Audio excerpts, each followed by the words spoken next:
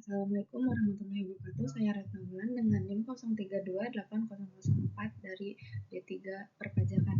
Saya di sini akan menjelaskan tentang 5 tantangan digital ekonomi di Indonesia. Untuk kasus di tanah air, ada 5 tantangan dalam investasi digital ekonomi di Indonesia saat ini. Berikut diantaranya yang perlu kamu ketahui sebagai berikut. Yang pertama, ada cybersecurity.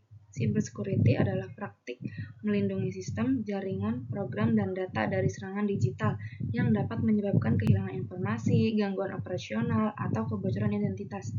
Ini mencakup perlindungan terhadap perangkat keras, perangkat lunak, dan data yang terhubung ke internet. Salah satu serangan siber ini adalah ransomware yang dapat menyerang website yang bergerak di perekonomian digital. Kedua, persaingan yang semakin ketat. Perekonomian digital juga membawa persaingan pasar semakin ketat. Berkembangnya e-commerce seolah menjadi keran masuknya produk-produk dari negara lain ke Indonesia dengan mudah. Akibatnya, produk-produk lokal pun jika tidak berkembang akan tergerus oleh produk dari negara lain yang cenderung dijual dengan harga terjangkau. Misalnya, membanjirnya produk-produk dari Cina, Singapura, maupun Jepang. Ditambah lagi saat ini masih minim produk dari UMKM yang masuk dalam ranah e-commerce. Disinilah diperlukan adanya sinergi dari pihak pemerintah maupun swasta agar produk lokal ini dapat bersaing. Tantangan persaingan yang semakin ketat di dunia bisnis mencakup beberapa hal. Yang pertama, globalisasi dan teknologi. Yang kedua, perubahan perilaku konsumen. Yang ketiga, inovasi dan kualitas produk.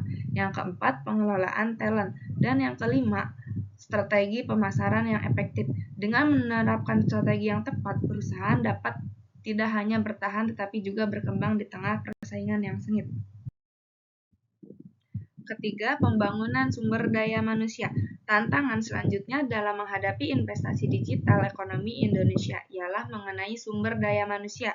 Hal ini tentu menjadi PR bagi pemerintah di negara-negara berkembang seperti Asia Tenggara, termasuk pula di Indonesia. Seperti pekerjaan rumah di negara-negara berkembang, tenaga kasar masih mendominasi sumber daya dalam hal sistem perekonomian. Tantangan ini memang tidak bisa diselesaikan dalam waktu singkat. Salah satu pemecahannya ialah pemerintahan lagi-lagi harus bekerja sama dalam mengedukasi masyarakat dan mempersiapkan sistem pendidikan yang sesuai dengan perkembangan zaman jika ingin memiliki daya saing yang baik dalam menghadapi ekonomi digital saat ini. Tantangan dalam pembangunan sumber daya manusia di Indonesia sebagai berikut.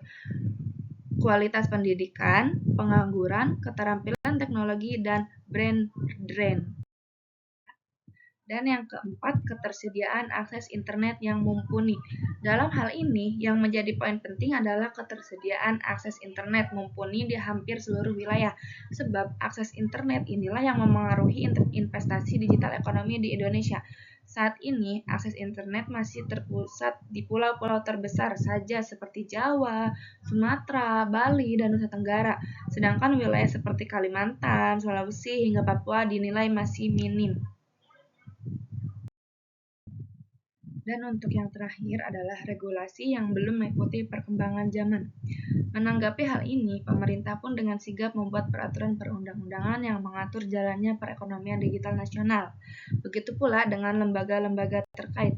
Ini semata-mata untuk melindungi hak-hak konsumen dan pelaku ekonomi digital agar dapat berjalan dengan baik di masa mendatang. Setidaknya 5 tantangan di ataslah yang saat ini relevan dihadapi oleh pemerintah dalam hal investasi digital ekonomi di Indonesia. Semoga kedepannya nanti tantangan-tantangan tersebut bisa segera teratasi demi ekonomi digital yang semakin berkembang di Indonesia.